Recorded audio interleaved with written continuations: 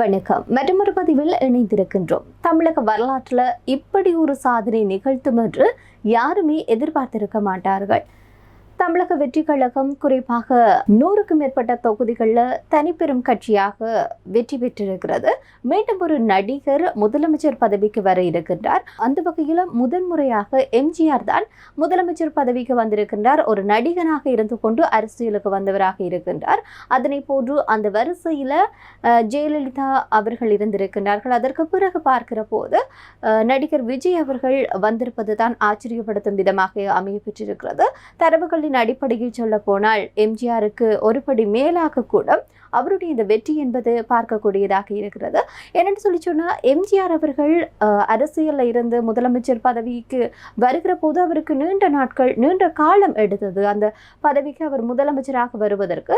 ஆனால் நடிகர் விஜய் அவர்கள் தன்னுடைய மக்கள் மன்றங்களூடாக பல விடயங்களை செய்திருந்தாலும் அரசியல் என்ற ரீதியில் அறிவித்ததன் பிற்பாடு அவர் வந்திருக்கக்கூடியது ஒரு 2 ஆண்டுகள் தான். எனவே இந்த 2 ஆண்டுகளில் ஒரு முதலமைச்சர் பதவிக்கு போட்டியிட்டு அதில் வெற்றி பெறுவது என்பது சாதாரண விடயமல்ல. அதிலும் குறிப்பாக இந்த அமோக வெற்றி என்பது மிக குறிப்பாக வரலாற்றில் பதியக்கூடிய ஒரு விடயமாக மாறி இருக்கிறது. இந்த காணொலி எடுக்கும் தருவாயில் மட்டும் பார்க்கிற போது கிட்டத்தட்ட பல விடயங்கள் மாறக்கூடும். ஆனால் அவர் தான் முதலமைச்சராக வருவார் என்பதற்கான அதிகப்படியான சாத்தியக்கூறுகள் 100 தொகுதிகளுக்கு மேற்பட்ட வெற்றிகளை தமிழக வெற்றி கழகம் கை கொண்டதன் பிற்பாடு பார்க்கிற போது எங்களுக்கு மிகப்பெரிய அளவில் தெரிகிறது அவர்தான் அடுத்து முதலமைச்சராக வரப்போகிறார் என்று சொல்லி. இன்று மாலை 6:30 நிலவரப்படி பார்க்கிற போது தாவேக சுமார் 34.89% வாக்குகளை பெற்றிருப்பதாக சொல்லப்படுகிறது. இதே நேரத்தில் இது ஒரு சாதாரணமான விடயமாக கடந்துவிட முடியாது என்று சொல்லி சொன்னால், 1977ஆம் ஆண்டுல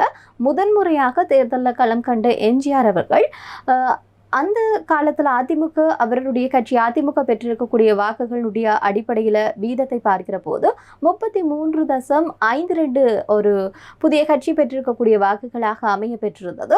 அவ்வாறாக சாதனையாக கருதப்பட்ட விடயம் சாதாரணமாக நடிகர் விஜய் அவர்களுடைய இந்த கட்சி என்பது முறியடித்திருக்கிறது என்பது அரசியல் வட்டாரத்தில் மிகப்பெரிய அளவில் பேசப்பட்டு கொண்டிருக்கிறது.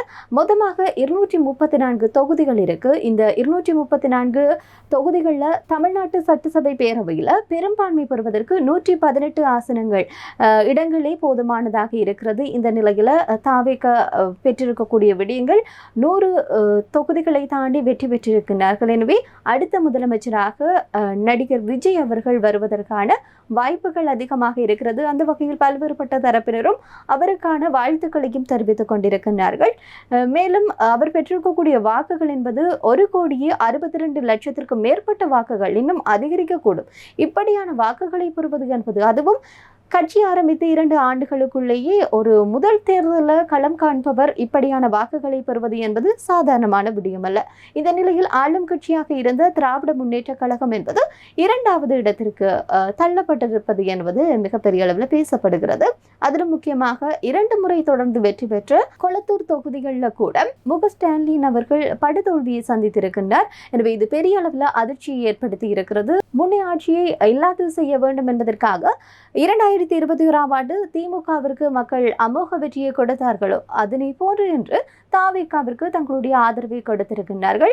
இந்த திமுக அரசு எப்படியாவது தமிழகத்தை ஆளக்கூடாது என்பதில் மக்கள் மிகப்பெரிய அளவில் பங்காற்றி இருக்கின்றார்கள் என்பதுதான் இங்கு குறிப்பிட்டு கூற வேண்டும். ஏனென்றால் மிக முக்கியமான தொகுதிகள் எல்லாம் மிகப்பெரிய அளவில் வெற்றியை தாவேக பெற்றுக்கொண்டது என்பது வரலாற்று சாதனையாக பார்க்கப்படுகின்றது. இதே நேரத்தில் இந்த நிலை என்பது இன்னும் மாற்றமடையும், இல்லாட்டி இன்னும் எதிர்பாராத பல விடயங்கள் இடம்பெறும் என்று சொல்லி நாங்கள் பார்க்கலாம்.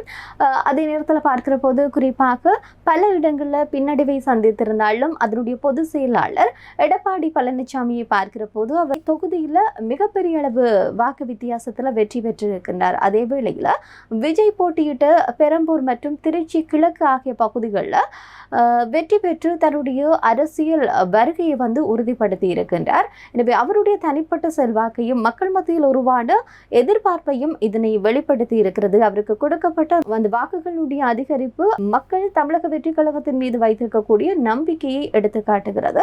இதே நேரத்தில் எம்ஜிஆர் காலத்திற்கு பிறகு முதன்முறையாக ஒரு புதிய அரசியல் கட்சி என்பது இவ்வளவு வலுவாக, அதே நேரத்தில் வாக்கு சதவீதத்திலையும் அதிகப்படியான வாக்குகளை பெற்றுக்கொண்டு மக்களுடைய மனங்கள்ல வென்றிருக்கக்கூடிய விடயமாக மாறியிருப்பது என்பது வரலாற்றுல மிக முக்கியமான விடயமாக மாறும் என்பதில் எந்த விதமான மாற்று கருத்தும் இல்லை. தமிழக வெற்றி கழகத்தினுடைய தலைவர் விஜய் அவர்களுக்கு பல்வேறுபட்ட தரப்புல இருந்தும் வாழ்த்துக்களும் குவிந்த வண்ணமே இருக்கிறது. மற்றும் ஒரு காணொலியில் சந்திப்போம். நன்றி.